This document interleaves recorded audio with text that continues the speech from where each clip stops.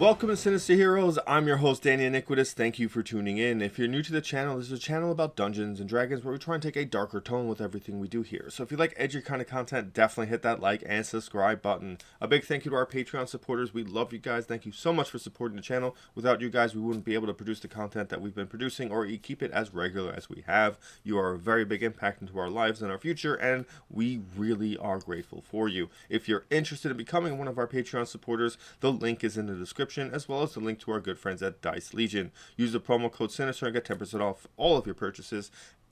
Even if you reorder different stuff, keep using that promo code. It works 100% of the time. Without further ado, we're going to continue our Genasi with the Water Genasi. The Water Genasi is a very weird kind of Genasi. I like the idea. I happen to like swimming, and I guess I like water a lot. That being said, it's weird because you're so all over the place. Because you can live underwater with tritons and sea elves and things like that, and a lot of them do. But also you can be on land. You can be in part of just, rainforests or lakes or places near rivers and things like that, and live a great, exciting life. They have no real home. Once they become relatively capable of taking care of themselves, they leave. They go and they find other people like them. So they often are being raised not in a Genasi or human kind of a way. They're raised by sea elves. They're raised by tritons. They're raised by any other seafaring entities, nagas, whatever it is. If it lives by the ocean and it shares a similar idea, water Genasi have lived there and have developed that kind of a culture. So they're so unique in that way that they're just, you cannot put two water Genasis next to each other and let them become friends. Like, it doesn't really work that way. They're not brought up like humans are, where if like you're in a party and you see another human, like there's a natural like, oh, we're both the same thing, like let's share some of our similar ideas and kind of feel more comfortable with each other. Not the case. Water Genasi, I'm out. I'm doing my own thing. That's who I am. And I'm going to come up with like just the strangest kind of concept of a cultural background than anything else, because it doesn't fit where I was born, how I was raised. It's more so fits who I like. Water Genasi, like all the other Genasis we've been covering, we're going to use the Monsters of the Multiverse version basically because it gives them one ability that they don't have. Everything else is basically the same. Just a little bit on their appearance. They have a unique appearance. Their skin is often blue or green or some kind of like sea foam or some sort of reflection like that. And there's the way the sun hits them, their body always looks wet. And their hair can resemble like seaweed, and always constantly moving, almost like it's flowing. I imagine a water Genasi that's not super plain touch, that's not like super apparently plain touch, just to look always wet. You know what I mean? Like all their clothes are always just damp and like soaked, and their hair is always looking like they just got out of the shower or just came out of the beach or something like that. And I think that really fits. If you guys ever saw the first Ghost Rider movie, there is a water enemy that he fights, like a water element or water spirit. I think that's a pretty great reflection of what a water Genasi looks like. It's just constantly dripping wet. I think that's cool. I think it's creepy. I think it's gross. I really love that idea, especially if you look kind of pale and sickly. It just feels like home. But you can obviously go really in depth and customize how you want a water Genasi to see. A lot of the times they're depicted as having just hair that just looks like water, and they're unique in their personality, because you'd expect them to be kind of like calm and easygoing, but they're deceptive. It's more so like the water is still, but underneath it's not, and that's kind of how they are. It's very hard to be trustworthy with a water Genasi, because they're deceptive. They look calm, they look cool, but inside everything is going real bad, real fast.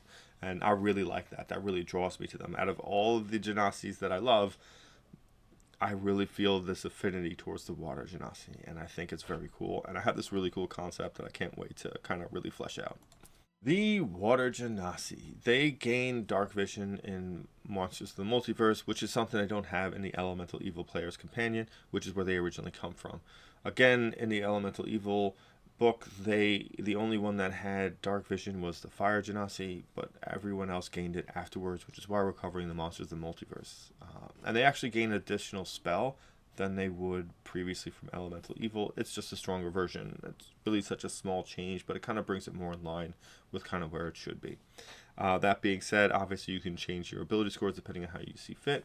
You can also make yourself medium or small, which is something I covered in our Earth Genasi video. Again, as min-maxers are doing more and more number crunching, they're developing all sorts of new understandings and ways to give yourself a slight edge, and a lot of them have been focusing on small being a very powerful ability to choose. So depending on how you want to build your character, you can obviously go small. I hate small characters, so I refuse, and I will not be doing that ever. And secretly I will look down on you for it. But that being said, I do love people that play them. Enjoy the character however you see fit. Just personally, I hate the small races. They also gain something that's unique to them, and the fire Genasi also gain this, but they have a resistance. But their resistance is to acid damage, which is really unique. It's not something you see often. Most of the time you'll see acid resistance if you're a dragonborn that happens to be a black dragonborn. That would give you that resistance to acid damage. But resistance is very, very useful no matter where you are, because at some point you're going to get hit with something like that. And they obviously can breathe air and water. The final ability a water Genasi gets from their species or their race is Call to the Wave. You know the Acid Splash cantrip, and starting at 3rd level you can cast the Create or Destroy water spell with this trait. And starting at 5th level you can also cast Water Walk with this trait, without requiring a material component. Once you cast Create or Destroy Water or Water Walk with this trait, you can't cast that spell again until you finish a long rest, unless you use a spell slot of the appropriate level. You can choose Intelligence, Wisdom, or Charisma as your spellcasting focus when you choose the species or race. What's important here is the fact that you have to choose either or Water Walk or Create or Destroy Water. I don't know why I'm saying Water Walk so badly or wrong or just weird. It sounds weird. I'm sorry. I apologize. Don't know how that's happening. But you can choose either Create or Destroy Water or Water Walk. You cannot cast them both with this trait for free. Most of the time I imagine you're just going to cast Create or Destroy Water. I think it's a more useful spell than Water Walk. You get Acid Splash, which I think is great. I like the idea that it seems like your water can change chemically and cause a kind of searing pain to it. I like that concept. A water Genasi to me should really use water-based abilities. And as I was looking through spells and things that do water-related stuff, I came across this idea for a character that almost kind of has like a signature move, you know? And I came up with a hybrid of dealing acid and using spells that are reflective of water.